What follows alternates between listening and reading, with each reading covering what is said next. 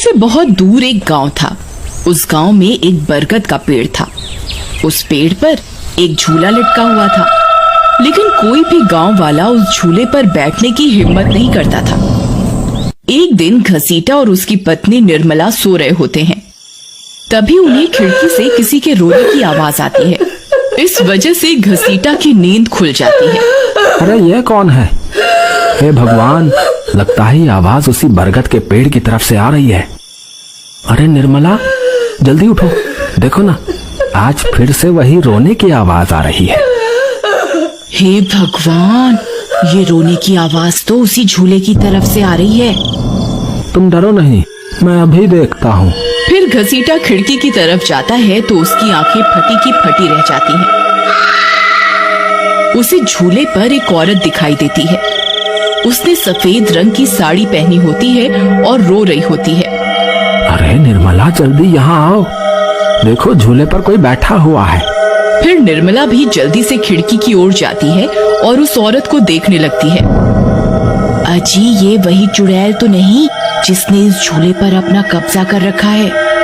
तुम्हारा दिमाग खराब तो नहीं हो गया? वो सिर्फ एक औरत है। अजी, भला रात के 2 बजे कौन पेड़ के नीचे झूला झूलता है? अब तुम रुको, मैं अभी बाहर जाकर देखता हूँ। अरे रुको रुको, तुम्हारा दिमाग खराब तो नहीं हो गया जो खुद मौत के मुंह में मरने के लिए जाना चाहते हो? मैं आपको कहीं नहीं जाने दूंगी। तभी वह चुड़ैल अचानक से गायब हो जाती है। ये सब देखकर वे दोनों डर जाते हैं। अरे मर गए रे, ये तो गायब हो गई। मैंने आपसे कहा था ना जी, ये कोई आम औरत नहीं है। तुम सही कहती हो निर्मला, इस झूले में जरूर कोई गड़बड़ है, तभी कोई गांव वाला इसके आसपास जाने में भी डरता है। अजी, आज तक तो हमने इस झूले के बारे में सिर्फ अफवाहें ही सुनी थी, आज तो अपनी आंखों से देख लिया। मैं अब इस घर में और नहीं रहने वाली। फिर अगले दिन निर्मला का भाई अपनी पत्नी के साथ शहर से उसके घर आता है। अरे निर्मला बहन, तुम कहाँ हो? अरे भाई, तुम आज तुम्हें अपनी बहन की याद कैसे आ गई? बस ऐसे ही, बहुत दिन हो गए थे तो मैंने सोचा अपनी प्यारी बहन से मिल लूं आज। फिर वे लोग पूरा दिन हंसी मजाक करके बिता देते हैं और फिर रात होने पर, बबलू भाई, तुम नीलू के साथ इस कमरे में सो जाओ, हम साथ वाले कमरे में सो जाते हैं। और हाँ, तुम्हें किसी चीज की जरूरत हो तो मुझे बता देना। फिर इतना बोलकर निर्मला अपने कमरे में सोने के लिए चली जाती है। फिर कुछ देर के बाद नीलू की नजर खिड़की के बाहर उस झूले पर पड़ती है। अजी, इधर आइए, वो देखिए, वो पेड़ के नीचे एक झूला लगा हुआ है। हमारे शहर में तो ऐसा कहीं देखने को नहीं मिलता। चलिए ना, मेरा बहुत मन है झूला झूलने का, चलिए ना। अरे रुको रुको, अभी तो रात हो गई है, सुबह होते ही झूल लेना, अभी सो जाओ। फिर इतना बोलकर बबलू सोने चला जाता है, लेकिन नीलू उसी झूले को देखती रहती है। अजी सुनिए ना, चलिए ना, मेरा बहुत मन है। लेकिन बबलू नीलू की बात को अनसुना कर देता है और सो जाता है।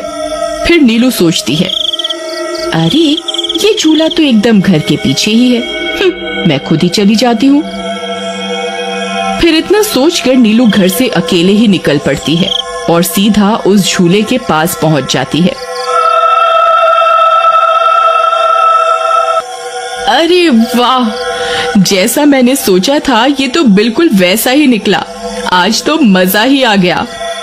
फिर नीलू उस झूले पर बैठ जाती है और झूला झूलने लगती है और गाना गाने लगती है। पंछी बनूं उड़ती फिरूं मस्त गगन में, आज मैं आजाद हूँ दुनिया के चमन में।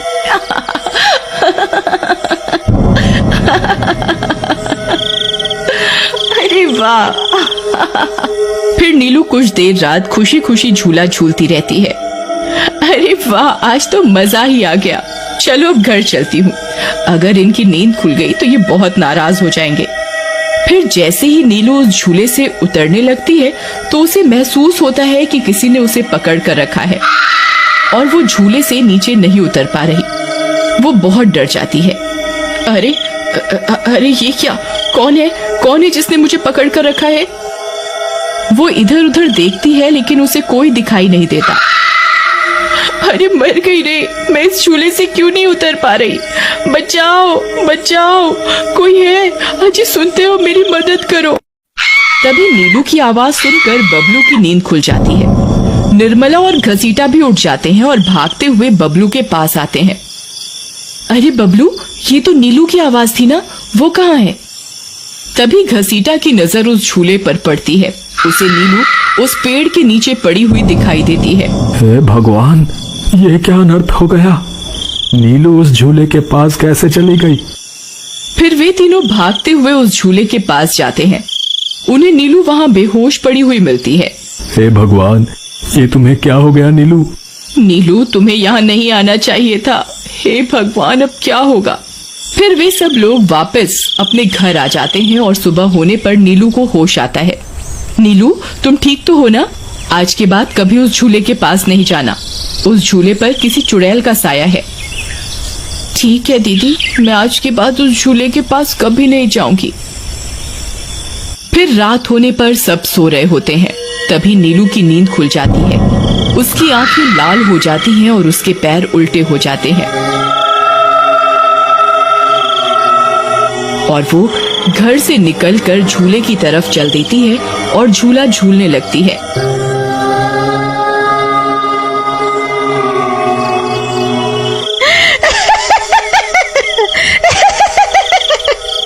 उसकी हंसी सुनकर उन सबकी नींद खुल जाती है।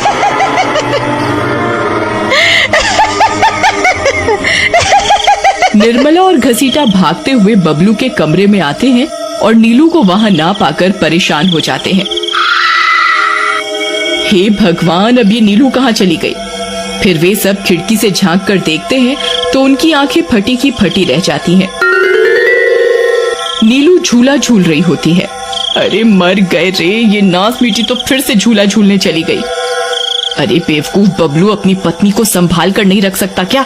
देख, तेरी पत्नी आधी रात को कैसे झूला झूल रही है। दीदी, मुझे माफ कर दो। मैंने इसे समझाया भी था कि उस झूले की तरफ कभी मत जाना। अरे जल्दी चलो, हमें अभी नीलू के पास जाना होगा, कहीं कोई अनर्थ ना हो जाए। फिर वे तीनों भागते हुए उस झूले के पास पहुंच जाते हैं। ए नास मीठी नीलू, चल जल्दी से इस झूले से नीचे उतर। तुझे कल भी समझाया था ना इस झूले की तरफ नहीं जाना। एक बार में समझ नहीं आता क्या?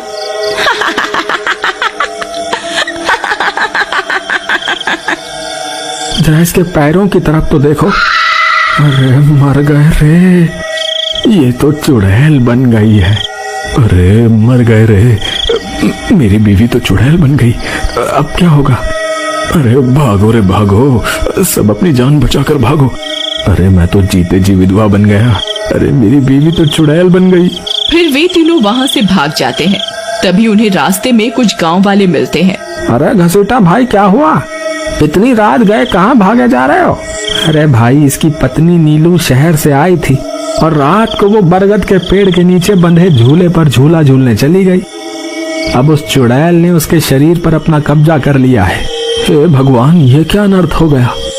चलो हम सब मिलकर अभी वहाँ चलते हैं। फिर वे सब गांव वाले मिलकर वहाँ पहुँच जाते हैं। नीलू अभी भी झूला झूल रही होती है। ए चुड़ैल, बस बहुत हो गया। तूने हम गांव वालों को बहुत परेशान किया है। तेरी वजह से कोई भी रात को इस रास्ते से गुजरने की हिम्मत नहीं करता था, लेकिन बस आज तेरा खेल खत्म करके ही रहेंगे। चलो भाइयों, आज इस चुड़ैल को जिंदा नहीं छोड़ना, बता रहे हैं। भाइयों, हमें इस झूले को इस पेड़ से काट कर अलग करना होगा। फिर कुछ गांव वाले खंजर से झूले की रस्सी तोड़ देते हैं। झूला टूटते ही नीलू नीचे गिर जाती है और चुड़ैल गुस्से में नीलू के शरीर से बाहर निकल जाती है। हे गांव वालों, ये तुमने सही नहीं किया, अब तुम सब मरोगे। भाई जल्दी से इस झूले में आग लगा दो, हो सकता है इस झूले के जलने से ये चुड़ैल भी मर जाए। तभी एक गांव वाला उस झूले को आग के हवाले कर देता है। उस झूले में आग लगते ही वह चुड़ैल भी तड़पने लगती है और कुछ ही देर में वो भी जलने लगती है। मैं किसी को जिंदा नहीं छोड़ूंगी। अरे अरे मर गई रे। गांव वालों, मैं तुम्हें जिंदा नहीं छोड़ूंगी, मैं वापस आऊंगी। फिर देखते ही देखते चुड़ैल जलकर राख हो जाती है और गांव वालों